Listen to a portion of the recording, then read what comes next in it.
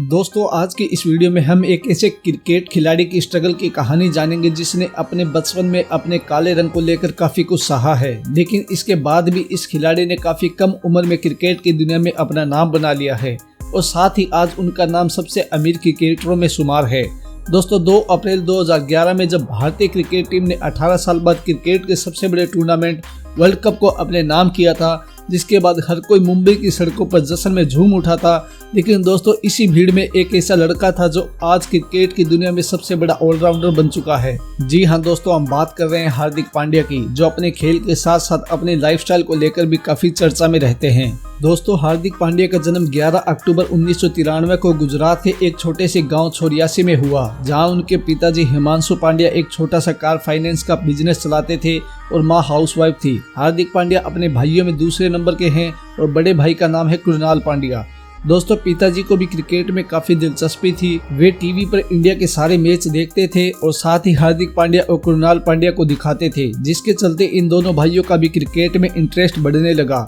दोस्तों पढ़ाई लिखाई से कोसों दूर हार्दिक पांड्या अपने भाई के साथ दिन भर गलियों में क्रिकेट खेलते थे। मां के लाख समझाने पर भी वे नहीं मानते थे। दोस्तों दोनों भाइयों का क्रिकेट के प्रति जुनून देखकर पिताजी समझ चुके थे कि ये दोनों कुछ कर सकते हैं, लेकिन पिताजी ये भी जानते थे कि गांव में क्रिकेट ट्रेनिंग की फैसिलिटी अच्छी नहीं है और 1998 में वे अपने सारे कारोबार को छोड़कर वडोदरा आ गए। ये डिसीजन उनके लिए काफी टफ था, लेकिन उन्होंने अपने दोनों बेटों के लिए ये सब किया और वडोदरा में आकर पिताजी हिमांशु पांड्या ने क्रिकेट की अच्छी ट्रेनिंग के लिए हार्दिक पांड्या और कृणाल पांड्या का admission Kiran More cricket academy में करवा दिया। दोस्तों हार्दिक पांड्या की छोटी उम्र को देखते हुए किरण मोरे ने उनके एडमिशन के लिए मना कर दिया था, लेकिन जब ट्रायल के तौर पर हार्दिक की बल्लेबाजी देखी तो वे हैरान रह गए, जिसके बाद उन्हें एडमिशन मिल गया और वहां उन्होंने प्रोफेशनल क्रिकेट की बेसिक को सीखा। दोस्तों घर से एकेडमी लगभग 25 किलोमीटर दूर थी, इसलिए पिताजी हार्दिक और कृणाल पांड्या को एकेडमी तक छोड़ने जाते थे, लेकिन कई बार पिताजी बिजी होने के कारण ये काम अपने दोस्त से कह देते थे।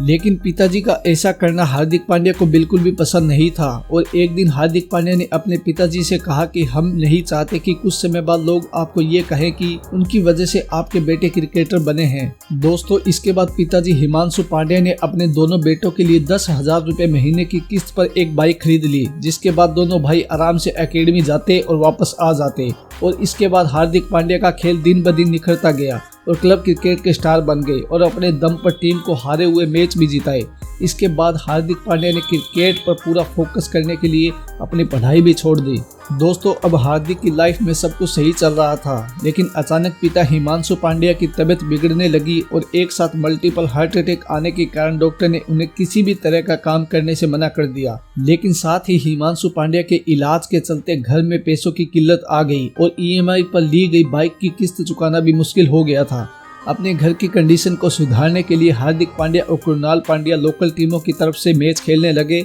जिसके बदले उन्हें 400 से 500 रुपए मिलते थे और दोनों भाइयों ने बाइक चलानी भी बंद कर दी थी, क्योंकि घर की कंडीशन के चलते बाइक में पेट्रोल भरवाना भी मुश्किल हो गया था और दोनों भाई का ट्रेन की भीड़ में और ट्रकों के पीछे लटक कर जाना अब उनकी मजबूरी बन चुकी थी। दोस्तों हार्दिक पांड्या के लिए ये वो समय था जब पूरे दिन ग्राउंड में मैच खेलना, वो भी सिर्फ एक टाइम मैगी खाकर। दोस्तों आप में से बहुत कम लोग जानते हैं कि हार्दिक पांड्या ने अपनी शुरुआत लेग स्पिन गेंदबाजी से की थी, लेकिन वडोदरा की तरफ से खेलते समय एक बार तेज गेंदबाज की कमी को देखते हुए हार्दिक के कोच सनत कुमार ने हार्दिक से तेज गेंदबाजी करने को कहा और उस दिन से हार्दिक ने अपने आप को एक तेज गेंदबाज के तौर पर ढालना शुरू कर दिया था। दोस्तों अब एक तरफ हार्दिक और उनका परिवार गरीबी से जूझ रहा था और दूसरी तरफ हार्दिक को अपने काले रंग को लेकर भी ताने सुनने पड़ते थे, लेकिन हार्दिक ने इन सबको इग्नोर करते हुए आगे बढ़ते गए और सभी एज ग्रुप टूर्नामेंट में बेहतर प्रदर्शन करते गए और साल 2023 में हार्दिक को वडोदरा स्टेट टीम में शामिल कर लिया गया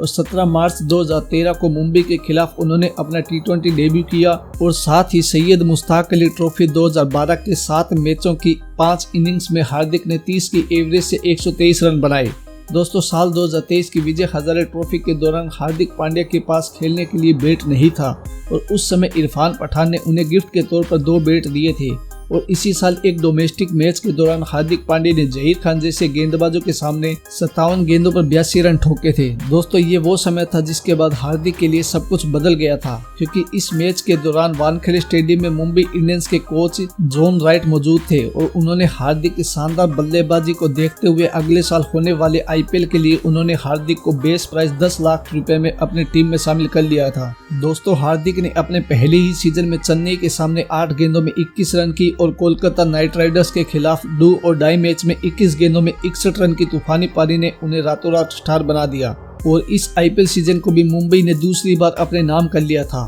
दोस्तों हार्दिक की बल्लेबाजी से सचिन तेंदुलकर भी काफी प्रभावित हुए। दोस्तों सड़कों पर भारतीय टीम का जश्न मनाने वाला ये खिलाड़ी अब अपने सपने के बेहद ही करीब था और 26 जनवरी 2016 को एडिलेड का ग्राउंड जहां हार्दिक पांड्या का सपना पूरा हो गया और फिर एशिया कप में हार्दिक पांड्या ने पाकिस्तान के खिलाफ 8 रन देकर 3 विकेट चटकाए और हार्दिक की शानदार गेंदबाजी के सामने पाकिस्तान की पूरी टीम सिर्फ 83 रन के स्कोर पर सिमट गई। दोस्तों 23 मार्च 2016 का दिन हार्दिक के लिए बेहद ही खास था। T20 वर्ल्ड कप में बांग्लादेश के खिलाफ हारे हुए मुकाबले को हार्दिक ने भारत की झोली में डाल दिया था। इसके बाद ऐसे कई हारे हुए मुकाबले हार्दिक पांड्या ने भारत की झोली में डाले और साथ ही एक मैच में 4 विकेट लेकर 30 से ऊपर रन बनाने वाले पहले भारतीय खिलाड़ी बन गए। अक्टूबर 2016 में हार्दिक पांड्या ने अपने वनडे डेब्यू न्यूजीलैंड के खिलाफ करते हुए मैन ऑफ द मैच भी बने और ऐसा करने वाले चौथे भारतीय खिलाड़ी बन गए। दोस्तों कड़ी धूप और आग में तपने के बाद अब हार्दिक उस मुकाम तक पहुँच गए थे जहां उन्हें भारतीय टीम का फ्यूचर माने जाने लगा था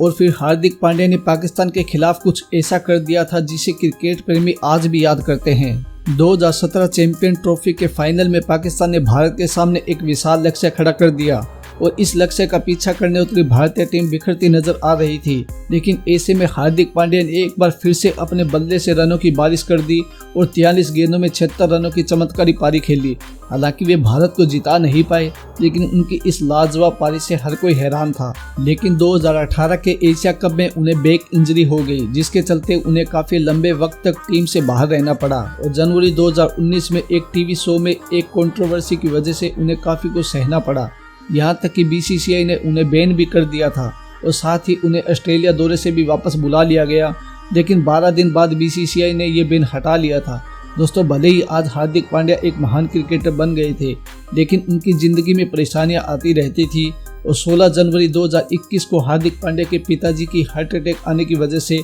डेथ हो गई और साथ ही हार्दिक की इंजरी की वजह से IPL के फ्रेंचाइजी मुंबई इंडियंस ने भी उन्हें टीम से बाहर कर दिया था। लेकिन IPL 2022 में गुजरात टाइटंस ने हार्दिक को अपनी टीम में शामिल कर लिया था और साथ ही उन्हें टीम की कमान संभालने का जिम्मा भी दिया। और दोस्तों इसी साल हार्दिक पांड्या ने अपने शानदार बल्लेबाजी और गेंदबाजी के साथ साथ अपनी कप्तानी से IPL 2022 का खिताब अपने नाम कर लिया। तो दोस्तों ये थी हार्दिक पांड्या की पूरी कहानी, जिसने क्रिकेट के लिए अपना सब कुछ दांव पर लगा दिया था। और दोस्तों हार्दिक पांड्या की इस कहानी से आप क्या सीखते हैं कमेंट में जरूर बताएं और अगर आपको ये वीडियो अच्छी लगी हो तो इस वीडियो को लाइक कर दें और चैनल को सब्सक्राइब कर दें।